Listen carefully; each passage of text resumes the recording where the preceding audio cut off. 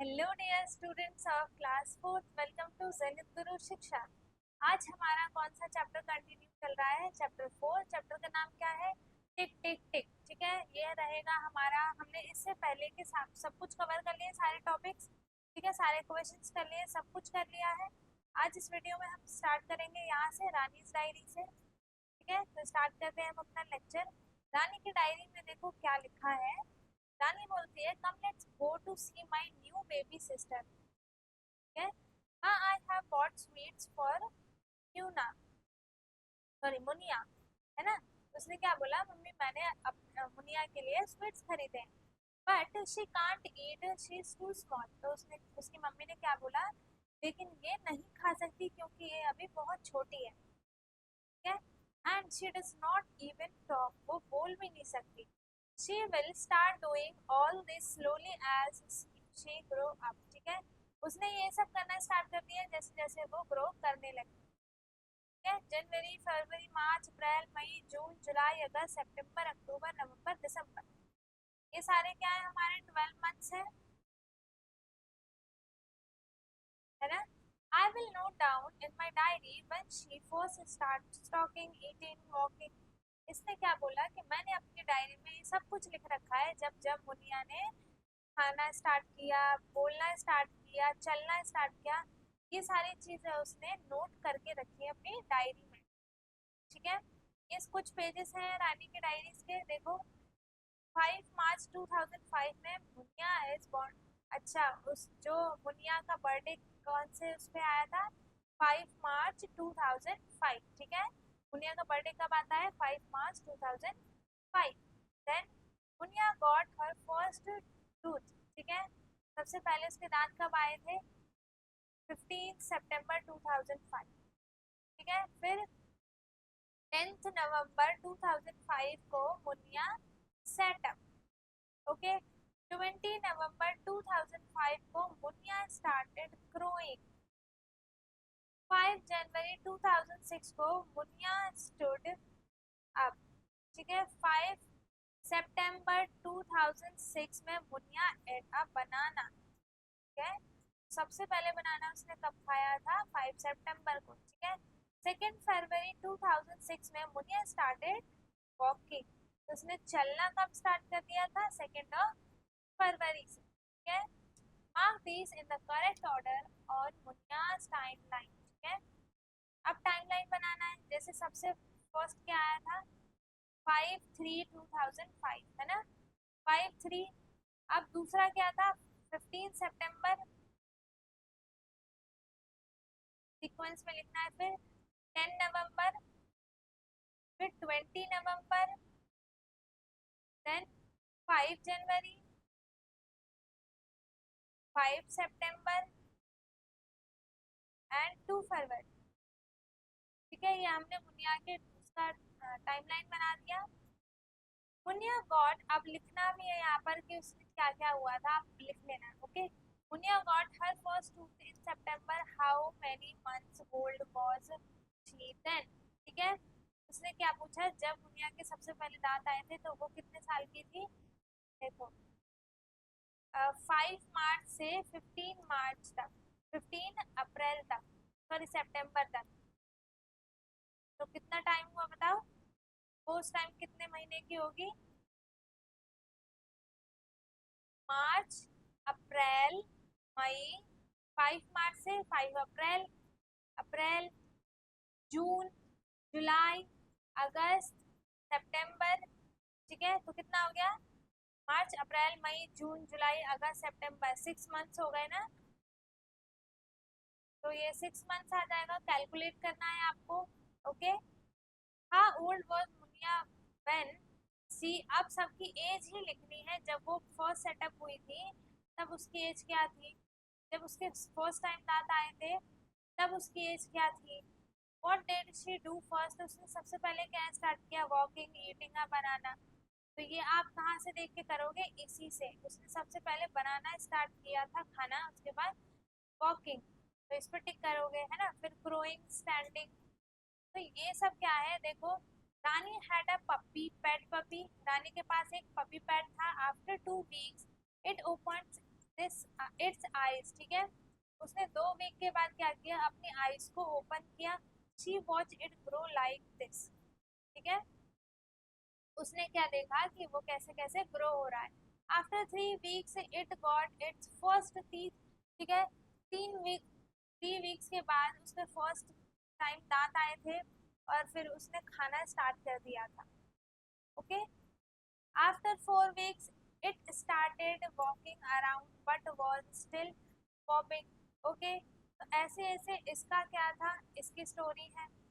Now make a timeline. अब वैसे ही जैसे ही हमने मुनिया का टाइमलाइन बनाया था वैसे ही हमें इसका टाइमलाइन बनाना है, ठीक है। ऐसे कि कब कब किस टाइम पे क्या हुआ था।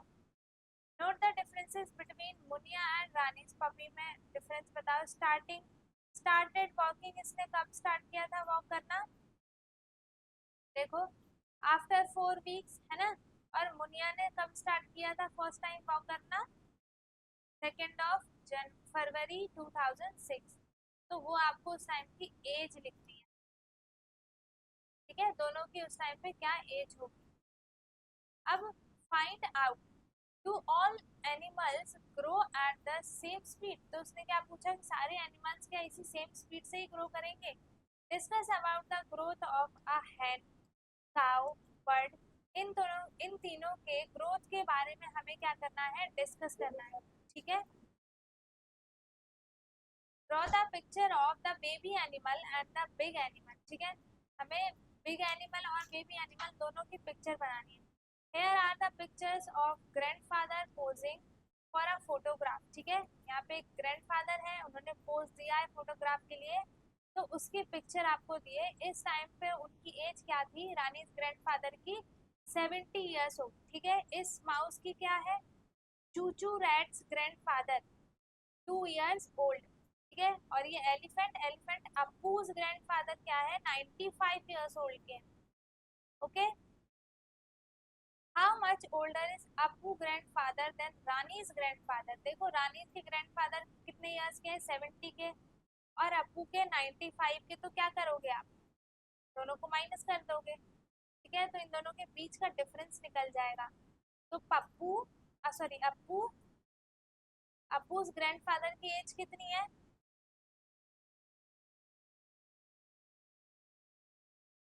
95।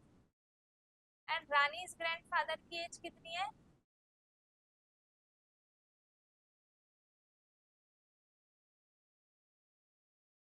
70 ईयर्स, ठीक है। तो वो कितने अप्पू के ग्रैंडफादर जो होंगे वो रानी के ग्रैंडफादर से कितने ईयर्स ओल्ड है, दोनों को माइनस करो। तो 95 माइनस 70 कितना आएगा, 25। तो वो कितने ईयर्स ओल्ड है, 25 ईयर्स ओल्डर है, ठीक है। Will Chuchu's grandfather ever grow as old as Appu's grandfather? तो उसने क्या बोला, जो चूचूस के ग्रैंडफादर हैं ये कभी अप्पूस के ग्रैंडफादर के जितने ओल्ड हो सकते हैं। इसका आंसर क्या होगा, नो, ठीक है। How much younger is Chuchu's rat's father than Rani's grand. अब हमें क्या करना है, इन दोनों की एज को माइनस करना है, 70 माइनस 2, है ना। तो वो कितने ईयर्स ओल्ड हो जाएंगे उससे ओल्डर, 68 ईयर्स ओल्डर, ठीक है। Than Rani's grandfather. Holidays are fun. अब हॉलीडेज क्या है, एक फन है, ठीक है। A thief's holiday has begun. He was very excited. He had made some wonderful plans and wanted to tell his cousins शुभाना, ठीक है। उसके कजन का नाम क्या है, शुभाना। उसने जो इतने सारे प्लान्स बताए हैं वो बनाए हैं, वो किसको बताएगा, वो अपनी कजन सुबाना को, ठीक है। सो ही रोड हर अ लेटर। उसने उसके लिए क्या लेटर लिखा, ठीक है। लेटर में साफ सीधी बात है, आपको क्या बताया जाएगा, मेन फोकस आपको किस पे करना है, डेट पे, ईयर पे और मंथ पे, ठीक है। तो इसने लेटर कब लिखा था, 1/5/2006 में। ये देखो, how are you, I am fine here Abba, my holidays have started from today, I am going to my Nani's place on 5/5। वो अपनी नानीज के प्लेस पे कब गया था, 5 मई 2006 को वो कहाँ गया था, अपनी नानी के प्लेस पे गया था, ठीक है।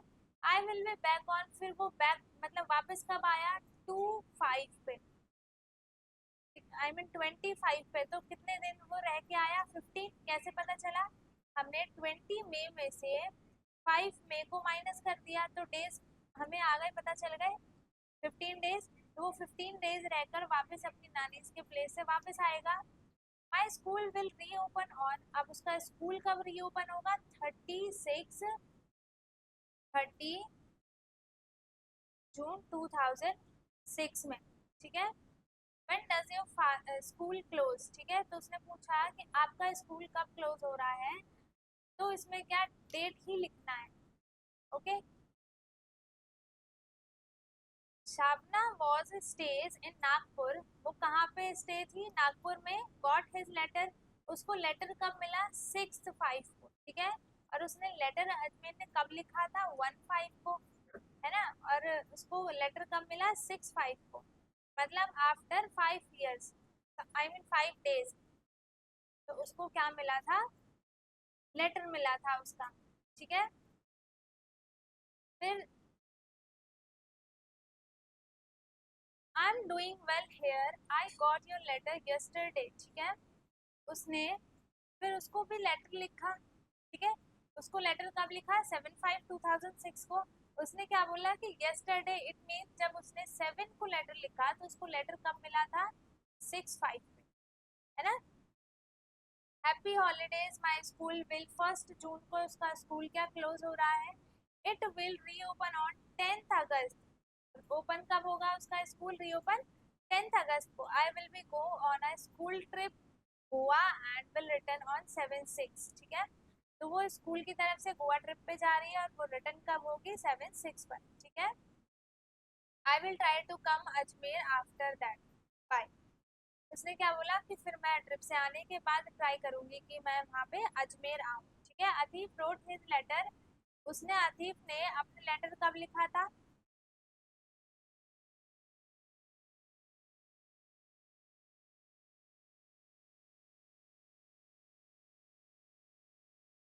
कब लिखा था उसने लेटर, देखो।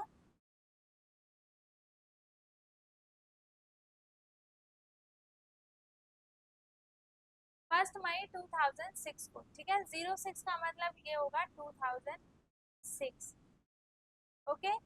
तो उसने लेटर कब लिखा था, 1 मई 2006 को। You remember how we wrote our date in numbers, ठीक है। तो ये देखो, आपको नंबर्स में डेट लिखना आना चाहिए। जैसे जून कौन सा मंथ होता है, बताओ, जनवरी, फरवरी, मार्च, अप्रैल, मई, है ना। तो मई कौन सा मंथ हुआ, 5th मंथ हुआ, है ना। तो आपको क्या करना है कि 5th मंथ की जगह, मई की जगह आपको 5 लिखना है। डेट तो आपको लिखना ही लिखना है। और ईयर कैसे लिखेंगे, अगर जैसे 2007 चल रहा है तो लास्ट के 2 डिजिट्स हम लिखते हैं ईयर में, ठीक है। सबसे पहले डेट लिखेंगे, फिर मंथ लिखेंगे, फिर ईयर लिखेंगे, ओके। फिर देखो, अब देखो इसे, इन डेट्स को, ये डेट्स क्या है, नंबर्स में लिखे हैं, ठीक है। हमें इन्हें एक्सटेंड करना है, हमें मंथ का नेम भी लिखना है, ओके। तो ये क्या बताया था मैंने, ये है मंथ, ये है डेट और ये ईयर है। तो जैसे ये 5 डेट है तो 5, और ये मंथ है तो 5th मंथ कौन सा होता है, मई, और 2006 जैसा मैंने बताया था, ठीक है। फिर 25/2006 तो क्या आएगा, 20। 5th मंथ कौन सा होगा, मई 2006। 7/6/2006, तो 7 है और 6th मंथ कौन सा होगा, मई के बाद कौन सा मंथ आता है, जून। तो और फिर 2006, तो 7 जून 2006, और 1/1/2007, तो 1 और 1, 1st मंथ कौन सा होता है, जनवरी, ठीक है। और 2007 है तो हम उसे क्या लिखेंगे, 2007, ठीक है। अब सेम इसको ऑपोजिट करना है, हमें हमें डेट्स में लिखना है, ठीक है।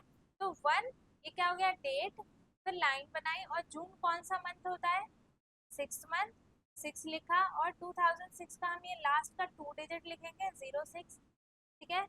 30 मई 2006 है, तो 30 और मई कौन सा मंथ होता है, 5th मंथ होता है, और 06, और ये आप खुद से लिखोगे, ठीक है, ये आपका होमवर्क है। ओके, फिर देखो इन सब में कुछ नहीं है, देखो फिर भी मैं आपको बता देती हूँ। How long did it take the letter to reach from Ajmer to Nagpur. अब देखो उसने लेटर लिखा था कब, 1 मई को, और उसको लेटर कब मिला था उसकी कजन को, 6 मई को, है ना। तो दोनों के बीच में 6 - 1 क्या होगा, 5। तो नागपुर तक पहुंचते पहुंचते उसको लेटर को कितना टाइम लग गया, 5 डेज का, है ना। How many days will Athif stamp. अच्छा, अब फिर हमें ये बताना है कि जो अथीफ था वो अपनी नानी के प्लेस पे वो कितने दिन रुकने वाला था। तो मैंने अभी बताया था ना, 15 डेज निकाल के बताया था, माइनस करना था सिर्फ। ओके, अब हमें इस टेबल को फिल करना है। सुभाना हॉलीडेज, अब उसकी हॉलीडेज कब से कब तक है, और अतीफ की हॉलीडेज कब से कब तक है, ठीक है, और उसके बीच का डिफरेंस क्या है, नंबर ऑफ डेज कितना है, कि उन्हें कितने दिन की छुट्टी मिली है। तो ये आप क्या करोगे, खुद से करोगे, क्या सेम ये है। अब देखो इसमें भी एक्सपायरी डेट वगैरह है। अब देखो इसमें क्या है, ऑन 15 मई 2006 में Chandrayaan went to a shop to buy butter, ठीक है, Chandran gone to shop to buy butter, ठीक है, चंद्रान जो था वो शॉप पे गया इसलिए बटर खरीदने 15 मई 2006 को, ठीक है। He check the packet to see if this butter was safe to eat, ठीक है, उसे चेक करना था, उसने चेक किया कि वो जो बटर वो लेके जा रहा है वो खाने में सेफ है या नहीं। तो सेफ कैसे पता चलेगा, उसकी एक्सपायरी डेट से, है ना, मैन्युफैक्चर डेट से और एक्सपायरी डेट से। मैन्युफैक्चर डेट वो होता है जब वो मटेरियल उस टाइम पे जिस टाइम पे बनता है तो वो उसकी डेट लिखी जाती है। एक्सपायरी डेट क्या होती है कि जिस टाइम पे वो प्रोडक्ट जो है वो खराब हो जाएगा। तो जो चीज़ खराब हो जाएगी वो हम नहीं खा सकते।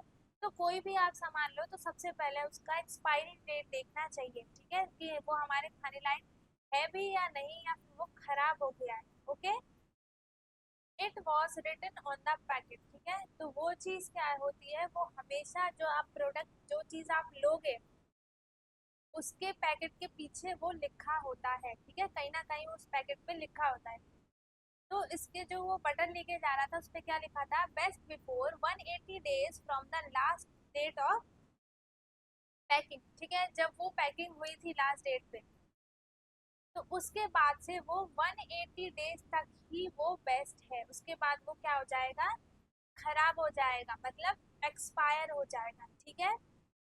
तो then he check the date of packing, ठीक है, तो उसने क्या चेक किया, डेट ऑफ पैकिंग का, कि जब वो जो प्रोडक्ट वो लेके जा रहा है बटर वो कब पैकिंग हुई थी। तो उसकी डेट क्या थी, 15 जनवरी 2006, ठीक है, तो 15 जनवरी 2006 के से 180 डेज कितने हो जाएंगे बताओ, 1 मंथ में 30 डेज होते हैं, तो 30 60 90, ओके 90, फिर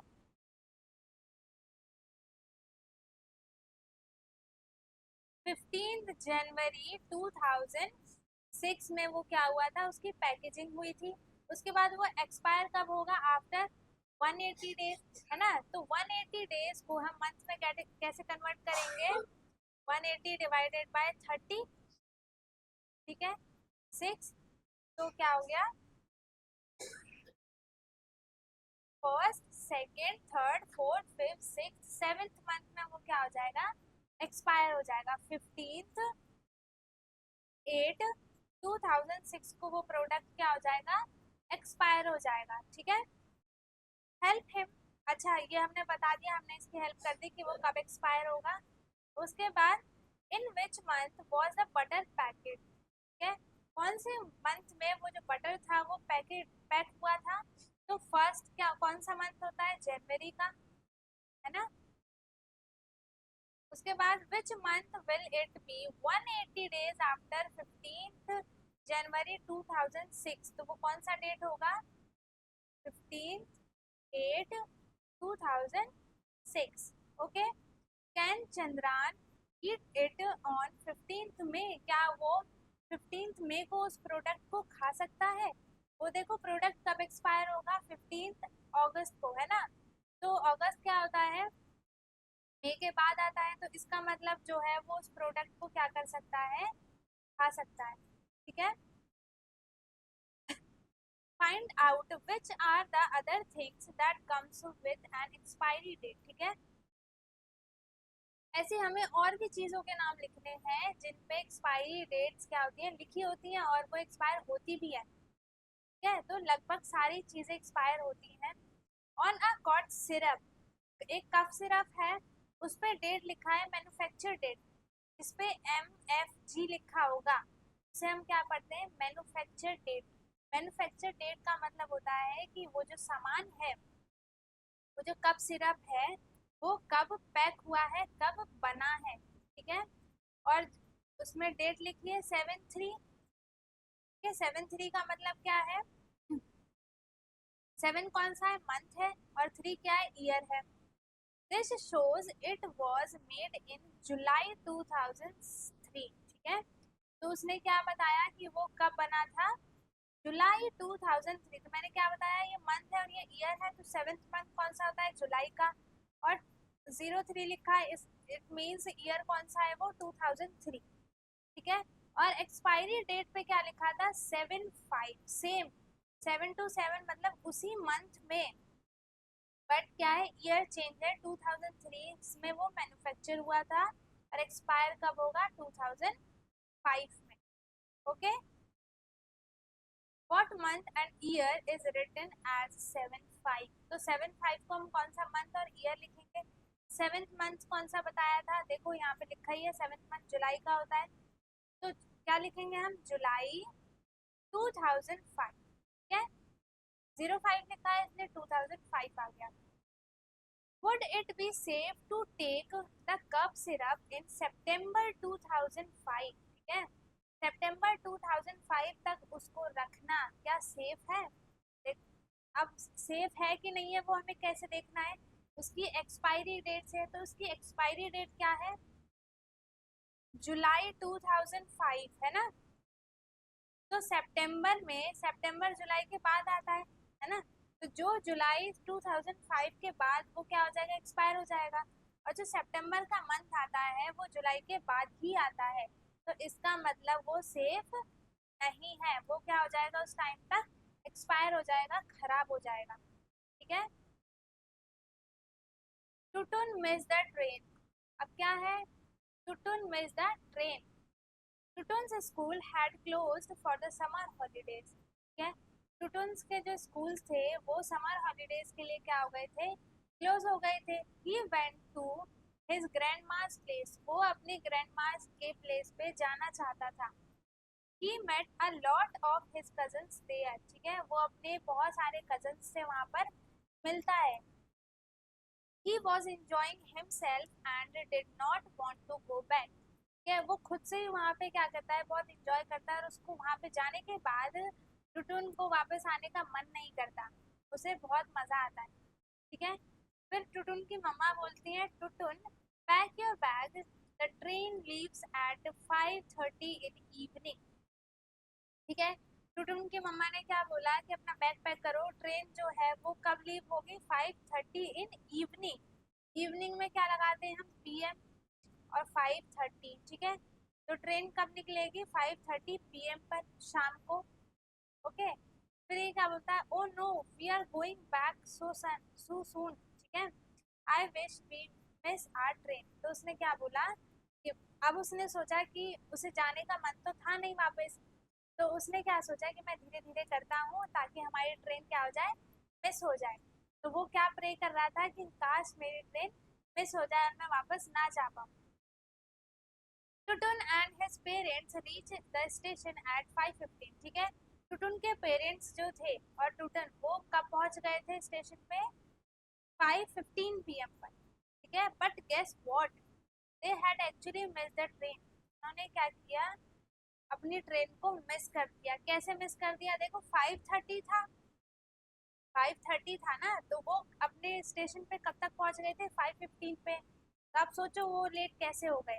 एक ही रीजन हो सकता है, उसकी ट्रेन थी शाम की, इवनिंग की, तो उन्हें पता नहीं चला होगा, उन्हें देखा नहीं होगा और उन्हें लगा होगा कि मॉर्निंग में, तो शायद वो सुबह निकल गए हो और शाम की ट्रेन मिस हो गई हो, या फिर डेट ना पता हो उन्हें, है ना।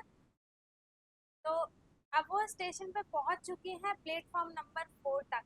फिर क्या बोलता है? Hurray, that mean I am not going back today. तो वो क्या वो खुश होके बोलता है, इसका मतलब ये कि आज मैं वापस नहीं जाऊंगा। Can you guess why they miss the train? आप गेस कर सकते हो कि उसने अपनी ट्रेन मिस क्यों कर दी? देखो, actually the train has left eight 5:30 in the morning. अच्छा, जो ट्रेन थी वो 5:30 मॉर्निंग में ही लीव हो गई थी। तो टुटुन्स पेरेंट्स वर अपसेट।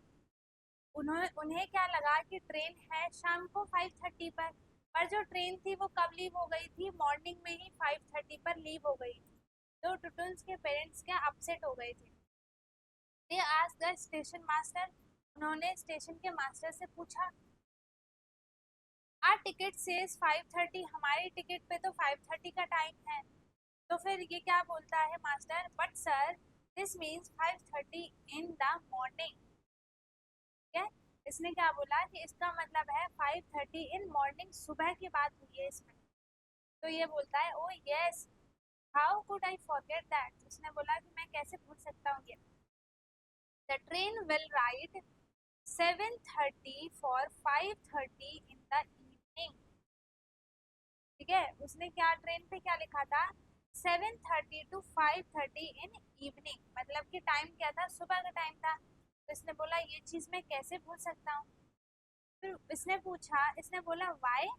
तो इसने, इसकी मदर ने क्या बोला? Because they use a 24 hour clock. ठीक है, अगर आपने मेरी वीडियो देखी होगी तो मैंने उसमें 24 आवर क्लॉक और 12 आवर क्लॉक वाला पूरा कॉन्सेप्ट क्लियर किया था, है ना।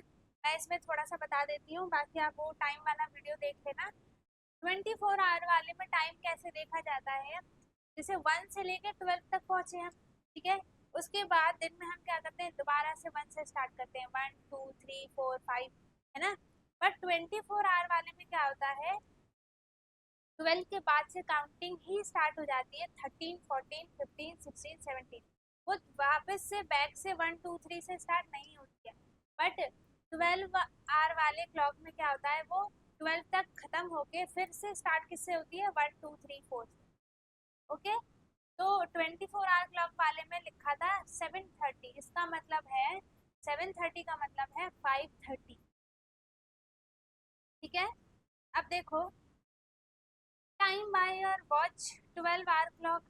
अब जो हमारे पास वॉच होती है वो 12 आवर क्लॉक वाली वॉच होती है। ठीक है, अब टाइम बाय 24 आवर क्लॉक।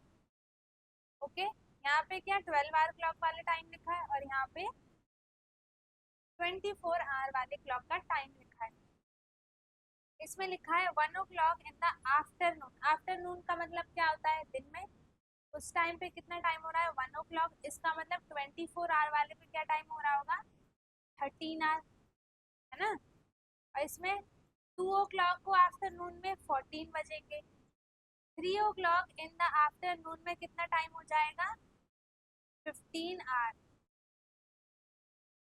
क्या? 15 आवर्स। और 3:30 इन द आफ्टरनून पे 15:30 आवर्स हो गए। ठीक है, ये 30 चेंज नहीं होते, 30 35 5 20 ये सब चेंज नहीं होते, बस ये टाइम चेंज होता है। 6 o'clock इन द इवनिंग में, 6 o'clock में क्या कितना टाइम होगा? 18 आवर्स। ठीक है, जैसे अगर आपकी हेल्प के लिए मैं थोड़ा सा और कॉन्सेप्ट आपका क्लियर कर दूं, एक बार बता दूं। जैसे मैंने यहाँ पे ये वॉच बनाई, ठीक है, 1 2 4 5 7 8 10 एंड 11। तो इसमें देखो 6 o'clock हो रहा है, तो इसका मतलब ये है। तो इसमें से काउंट करो, 12 के बाद यहाँ पे 13 14 15 16 17 एंड 18। तो 24 आवर क्लॉक वाले में टाइम क्या हो रहा? 18 आवर्स। ठीक है, और 9 o'clock तक आते आते इधर था 18, 19, 20, 21, तो 21 आवर्स हो जाएंगे इधर। ओके, इसमें देखो 12 o'clock एट मिड नाइट पे क्या टाइम हो जाएगा, ये आपको याद रखना है। मिड नाइट पे जब वो पूरा राउंड होके 12 तक आता है, फिर 13, 14, 15, 16, 17, 18, 19, 20, 21, 22, 23 और 24, जब वो पूरा 12, 24 पे आ जाता है तो टाइम क्या हो जाएगा, 00 आवर्स। ठीक है, ये याद रखना, कंफ्यूज नहीं होना। बिल्कुल रात के 12 बजे के टाइम क्या होगा, 24 आवर वाले में 00। ठीक है, आगे देखो, now can you tell why a 24 hour clock is called so. तो हमें ये बताना है कि जो 24 आवर क्लॉक होता है उसे हम 24 आवर क्लॉक क्यों बोलते हैं। क्यों बोलते हैं, क्योंकि देखो जो हमारा पूरा वन डे होता है उसमें टोटल आवर्स कितने होते हैं, वन आवर्स में, सॉरी वन डे में टोटल आवर्स कितने होते हैं, 24 आवर्स होते हैं। ठीक है, 24 आवर्स होते हैं पूरे एक दिन में, जो कि स्टार्ट होते हैं रात के 12 बजे से लेकर अगले दिन 12 बजे तक। वो 24 आवर जब कंप्लीट होते हैं तब क्या होता है, वन डे होता है। ठीक है, इसलिए हम 24 आवर क्लॉक यूज करते हैं। और उसी में जो कंफ्यूज ना हो तो उसी में आप 12 आवर वाले क्लॉक भी बना देते हैं। तो इसलिए दो इसके क्लॉक के दो पार्ट हो जाते हैं, एक तो 24 आवर वाला क्लॉक हो जाता है,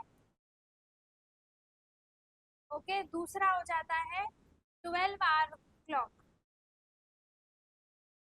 बस इसके अलावा और कोई भी वॉच क्लॉक यूज नहीं होता। ठीक है, suppose a train leave at 8:30 at night. ठीक है, सपोज करो जो एक ट्रेन है वो कब लीव होती है, 8:30 एट नाइट को, मतलब कि रात को। तो उसने पूरा रात के 12 बजे से स्टार्ट होकर वो घूम के आया रात के 8 बजे तक। तो उस टाइम पे 24 आवर वाले क्लॉक में कितना टाइम हो जाएगा, तो 8 तक आते आते वो हो जाता है 20:30। ठीक है, 20:30 hours. The time written on the railway ticket would be 20:30। ठीक है, रेलवे जो रेलवे टिकट्स होती हैं उन पे ऐसा ही टाइम लिखा होता है, 24 आवर क्लॉक यूज होता है वहां पर। ठीक है, इन आ 12 hour clock each time comes twice a day. ठीक है, 12 आवर क्लॉक वाले में क्या होता है, जो एक टाइम होता है वो दो दो बार आता है। कैसे, जैसे रात के 12 बजे तो दिन के भी 12 बजते हैं, है ना, रात के 1 बजते हैं तो दिन के भी 1 बजते हैं, फिर रात के 2 बजते हैं, सुबह के 2 बजते हैं, तो दिन में भी 2 बजते हैं। ऐसे डबल डबल टाइम क्या होता है उसमें रिपीट होता है। सो 5:30 in the morning is 5:30 AM। जब मॉर्निंग की बात आएगी तो उसमें हम किसका यूज करेंगे, AM का यूज। और 5:30 इन द इवनिंग, जब इवनिंग की बात आएगी तो हम उसे कैसे लिखेंगे, 5:30 PM। ओके, और रात के 12 बजे एट मिड नाइट पे हम क्या लिखते हैं, 12 AM। ठीक है, और दिन के 12 बजते ही हमारा क्या स्टार्ट हो जाता है, 12 PM। Okay, what about 12:30 in the afternoon. Afternoon की बात हुई, इसका मतलब दिन के 12 बजे के बाद क्या हो रहा है, 12:30 हो रहा है, तो यहाँ पे क्या आ जाएगा, PM आ जाएगा, है ना, 12:30 PM। That is 12:30 PM after 12 o'clock। ठीक है, आफ्टर 12 o'clock क्या हो जाएगा, वो PM यूज होगा। एट नून में, दिन में, we use PM till midnight. फिर हम दिन के 12 बजे से लेकर रात के 12 बजे तक PM का यूज करते हैं, और जैसे ही रात के 12 बजते हैं क्या यूज हो जाता है, फिर AM। और कब तक यूज होता है, दिन के 12 बजे तक। ठीक है, अब देखो, टाइम ऑफ सनराइज टाइम लिखना है। मान लो सनराइज कब होता है, 6 AM। ठीक है, 6 AM का मतलब क्या है, मॉर्निंग में होता है, इसलिए हमने AM लिखा है। टाइम ऑफ सनसेट शाम के 6 बजे, तो 6 PM हो जाएगा। शाम को मतलब इवनिंग की बात हो जाएगी तो इवनिंग में हम किसका यूज करते हैं, PM का यूज करते हैं। ठीक है, where you have seen 24-hour clock being used. अब 24-hour clock और कहाँ कहाँ यूज होता है, कंप्यूटर्स में यूज होता है ना, और रेलवेज में, रेलवेज टिकट में, रेलवे टिकट्स में, और एक आप खुद से लिखोगे, ठीक है। सोच के कि 24-hour क्लॉक कहाँ होता है, आपने कहाँ देखा है कि जिसमें टाइम 14, 15, 16, 17, 20 ऐसे टाइम लिखा होता है, उस ऑब्जेक्ट का क्या करना है, आपको नाम लिखना है कि कहाँ पे 24-hour क्लॉक यूज हुआ है। दो मैंने लिख दिए, बाकी आप थर्ड आप खुद से लिखोगे एक, ठीक है। इसी के साथ ये हमारा चैप्टर हो गया है फिनिश। हमने आज ये पूरा चैप्टर कर लिया है फिनिश। तो मुझे नहीं लग रहा है कि किसी को कुछ डाउट होगा, अगर होगा भी तो वो डाउट पूछ सकता है कमेंट बॉक्स में, ठीक है। ताकि और बाकी आपको वीडियो अच्छी लगी हो, सबको समझ में आ गया हो, तो वीडियो लाइक करें, शेयर करें, एंड जो चैनल पे नया है वो चैनल को सब्सक्राइब कर ले, ताकि आपको ऐसी ही वीडियो सारी मिलती रहे। और हाँ, एक और बात, ये टाइम वाली वीडियो जो मैंने अपलोड की है उसको ज़रूर देखना, ताकि आपका टाइम वाला कॉन्सेप्ट बिल्कुल क्लियर हो जाए, ठीक है। मिलेंगे हम अपने नेक्स्ट वीडियो में, तब तक के लिए bye bye, take care, thank you so much.